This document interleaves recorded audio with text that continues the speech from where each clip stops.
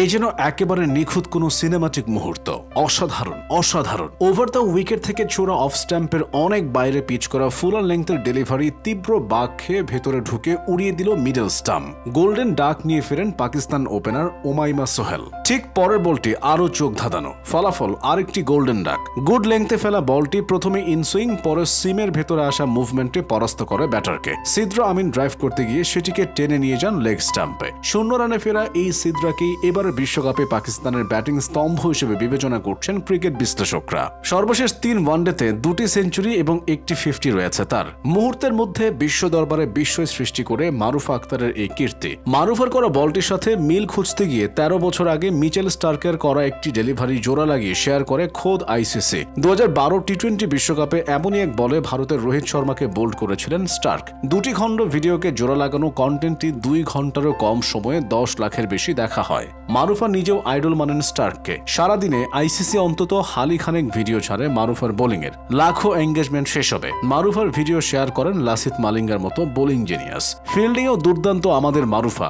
নিশিতা আক্তার নিশির করা 28তম ওভারে ডিপ এক্সট্রা কভার থেকে দৌড়ে এসে ঝাঁপিয়ে যে ক্যাচটা নিলেন আলিয়া রিয়াজের, সেটাও চোখে লেগে থাকবে বহুদিন।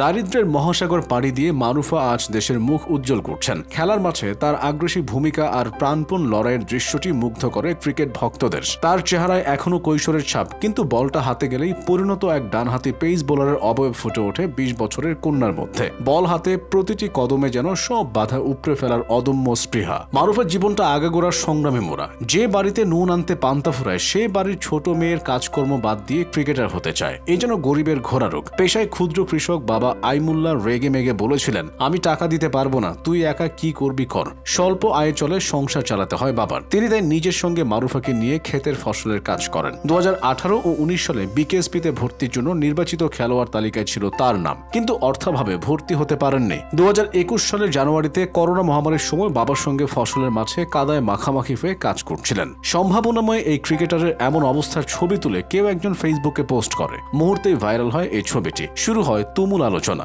একটি বেসরকারি টিভি চ্যানেলের মারুফার দৈন্যদশার ব্যাপারটি বিসিবির নজরে আনে। সে বছরই বাংলাদেশ ক্রিকেট বোর্ডের সহায়তায় বিকেএসপিতে 9ম শ্রেণীতে ভর্তি হন তিনি। ফসলের মাঠ থেকে মারুফা এখন ক্রিকেটের মাঠে কঠোর অনুশীলনে শানিত করেছেন নিজেকে। মাত্র 2 বছরের মাথায় তিনি পরিণত হন বাংলাদেশ দলের প্রধান ভরসাদের একজনে। 23 সালে বাংলাদেশ ক্রীড়া শিক্ষা প্রতিষ্ঠান থেকে মানবিক বিভাগে এসএসসি পরীক্ষায় অংশ নিয়ে জিপিএ 4.06 পেয়ে পাশ করেন। নিয়মিত ছাত্রদের মতো পড়াশোনার সুযোগ তাদের থাকে না। অন্য ছাত্ররা যখন পরীক্ষার জন্য বই খাতা নিয়ে নিমগ্ন থাকে, সে সময় ঘাম ঝরাতে হয় অনুশীলনে। পরীক্ষার ফল প্রকাশের পর তাই ব্যাপক প্রশংসিত হন সামাজিক মাধ্যমে। ফসলের মাঠে আর খেলার মাঠে মারুফার ছবি দিয়ে নেটিজেনরা বলেছেন, বাবার সাথে কাজও করি, বল করে উইকেট নেই, ম্যাচও জিতাই, এসএসসি পরীক্ষায় ভালো রেজাল্টও করে। নিজের আজকের অবস্থানের জন্য চিরকৃতজ্ঞ বড় ভাই আল আমিনের প্রতি। পাড়া প্রতিবেশী থেকে শুরু করে নিজ পরিবারও যখন মারুফার ক্রিকেটকে বিরোধিতা করেছে, তখন ভাই সর্বতোভাবে তার পাশে দাঁড়ায়। অনুশীলনের জন্য মারুফাকে সৈয়দপুরে ভর্তি করিয়ে দেন। প্রতিদিন সাইকেলে করে